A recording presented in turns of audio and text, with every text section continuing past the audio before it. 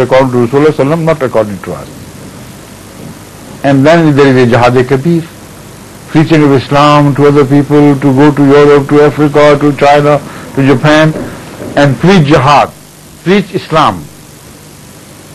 Udu ila sabili rabbika, that is the Jihad-e-Kabir. You see, there is one Jihad-e-Akbar, which is the Jihad of purifying yourself and turning your own Satan into a Muslim. That is called Jihad-e-Akbar. Second is Jihad, which begins when you become a preacher and call people to the path of Allah. According to the Quran, that is Jahidhum bihi Jihadan Kabira. That is Jihad-e-Kabir. They are not concerned with that Jihad-e-Kabir either. But there is another Jihad which Rasulullah described as Jihad-e-Asghar. So they only see Jihad-e-Asghar. But when it comes to test, they fail there as well.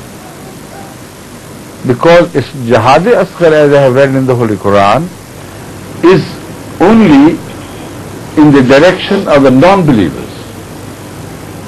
You will never see the Holy Quran mentioning a Jihad-e-Asghar in the direction of the believers within your society, by calling them less honest, hypocrite, bad Muslims. You start a war against them and call it a jihad. Nowhere will you find it mentioned in the Holy Quran. So the jihad they are, calling innocent Muslims to is not even jihad, because they tell, fight your own governments, satanic governments, evil things.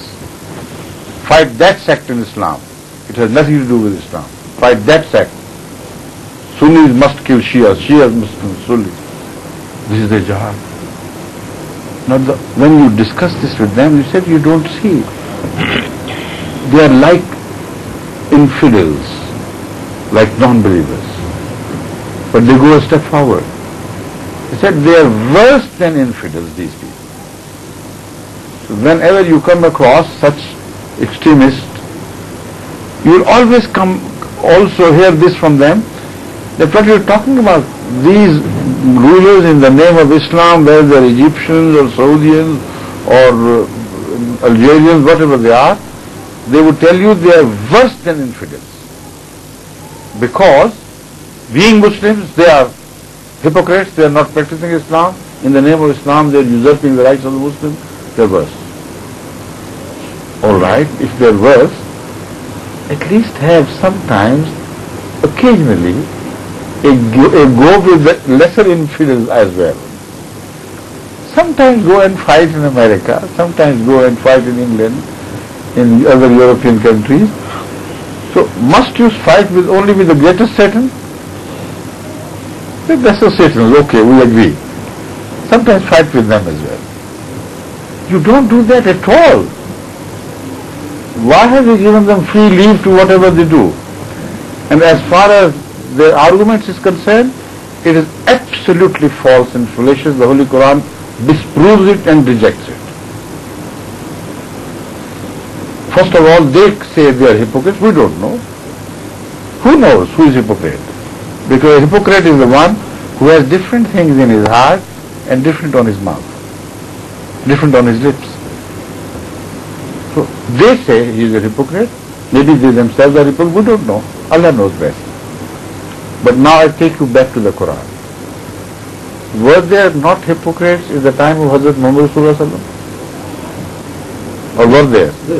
No. Was Holy Prophet informed by Allah himself or not that a lot of people who come from among the Bedouins, they are munafiqeen, they are not Muslims, and they say they have believed, they have not believed. Permit them to call themselves Muslims. We don't stop that. This is a fundamental human right to call one whatever one likes.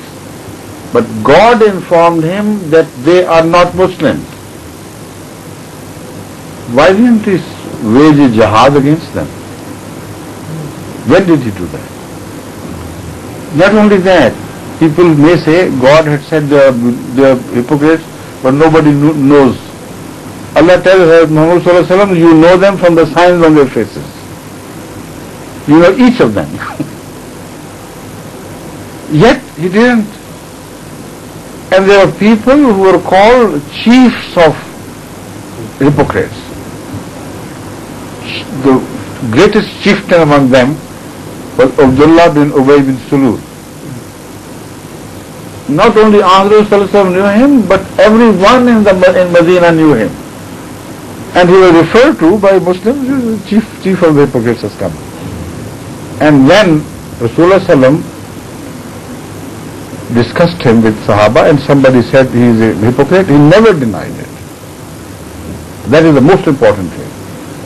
If in the sight of Hazrat Rasulullah he had not been a hypocrite, he should have stopped everybody else. Don't call him hypocrite, he is not. But he accepted. He was a hypocrite to a degree that while returning from a qital, Jihad-e-Asghar, before entering Medina, at one or two stops before that, he referred to Hazrat Muhammad as the basest, lowest man in Medina. He said, the noblest among them will turn this base man out of Medina when we return. This matter was reported to Rasulullah. Everybody understood what was meant. If Ahmad could not wage war against a hypocrite while he knew war must be waged, at least there were those who suggested it to him, sought permission from him. All right, Ya Rasulullah, don't kill him yourself for reasons best known to you, but let us. Umar was one of those. God bless him. But one after the other, when people approached Rasulullah for seeking permission, he rejected outright. Until the son of Abdullah bin Ubay bin Salul himself came and said, Ya Rasulullah, I know what's happening, permit me to kill my father. Because he's insulted you. You cannot tolerate it. This is another example of how people were transformed. Waliyun Hamim, the son of the greatest of hypocrites, had turned into a Waliyun Hamim. Rasulullah said, no, nothing done. He was adamant, absolutely. He said, what jihad was that? Don't they know the ulama of today? Was he not worse than the infidels? When the Holy Quran stopped Muhammad Rasulullah for saying his prayer, Janaza prayer. Previously he had said it, despite this injunction that you shouldn't say they are hypocrites. He said, the Holy Quran had told him that if you had said istighfar for people like him, even 70 times, God will not forgive. What clearer injunction than that could be about the hypocrisy and God's anger against them? Yet when this man died, what sort of jihad that was?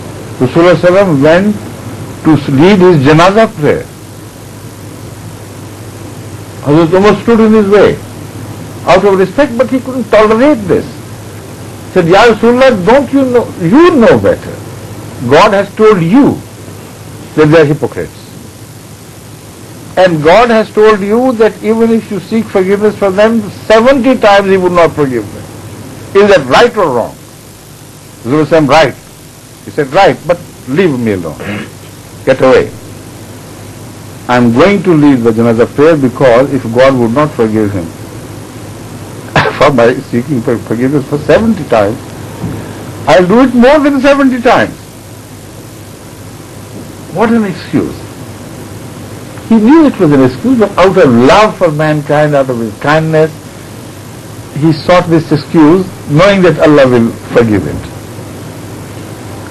But then God told him specifically, all right, once. I looked away as if, out of love for you. I didn't stop you immediately. But from now on, you are not permitted even to stand at the grave of this man.